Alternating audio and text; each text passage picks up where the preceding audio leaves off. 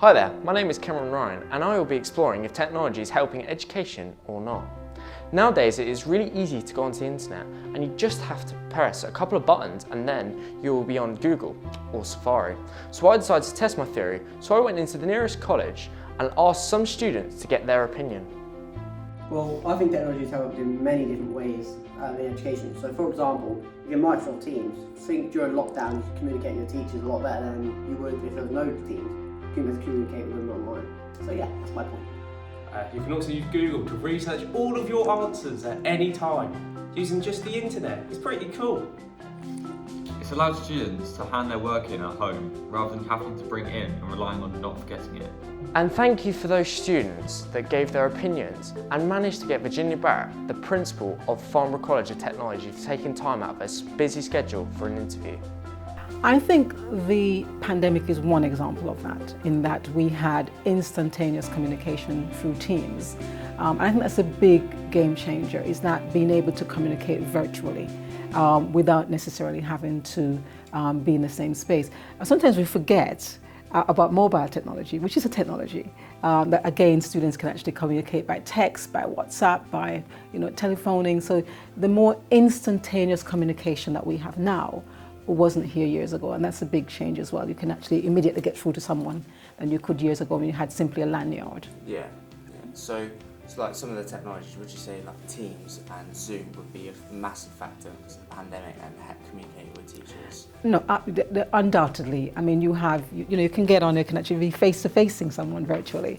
So for me, I think the pandemic really, we're told from the research coming through that the pandemic has brought forward what they're calling the fourth industrial revolution, AI and VR and all of that. That it's been brought forward by decades. And I can actually see that. I can see that huge change that we have now is taking place. Confirmed that a new virus that has killed 3 people and has been spreading across China can be passed from person to person, not just from animals. More than 200 people have been infected with the virus that causes breathing problems. The World Health Organization has said it will hold an emergency meeting on the outbreak later this week.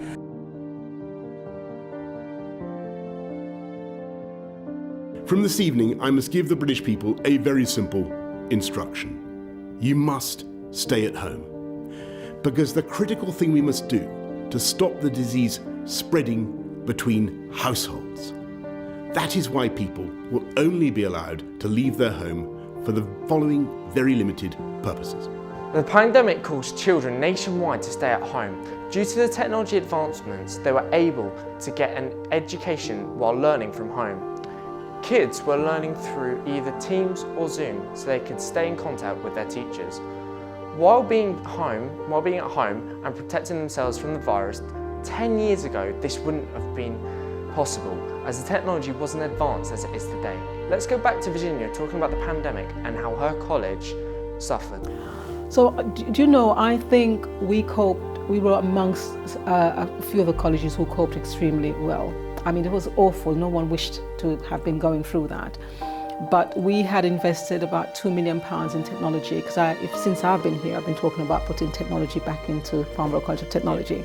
So we had invested in Teams, in Zoom, in the infrastructure we needed to work online. In fact, we had, I think just after the pandemic, we launched Farnborough Online College of Advancing Learning. So we'd done a lot of work. So we knew, we could see what was happening across the world. We could see what was happening in Europe and in China. And I was convinced that we were going to have to lock down. So we started to trial the working online. And the actual Friday, I think the Prime Minister told us the Thursday that we were in lockdown, and on the Friday we were going to trial teaching online. And so we moved seamlessly online with live teaching the moment we were locked on, and that continued all the way through.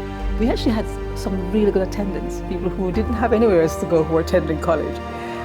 There are colleges, unlike us, who locked down and tagged from when students before the lockdown. We went right all the way through to June, as we would have done normally. So no, I think we coped really well, and it provided the basis for our teachers to develop their online skills, which was amazing. That's really Thank you, Virginia, for taking time out of a busy schedule to sit down and take the time to interview. So overall, I think that technology has advanced education. So you have access to websites like Bitesize and Satcher1. It was known as Show My Homework, but obviously that now has changed. Sam Learning and etc. In most schools, it is mandatory that they have access to an iPad, which I feel is really good as they have a close connection with technology that can advance their learning throughout their lives at school. And thank you for listening. My name is Cameron Ryan, and thank you for watching my documentary.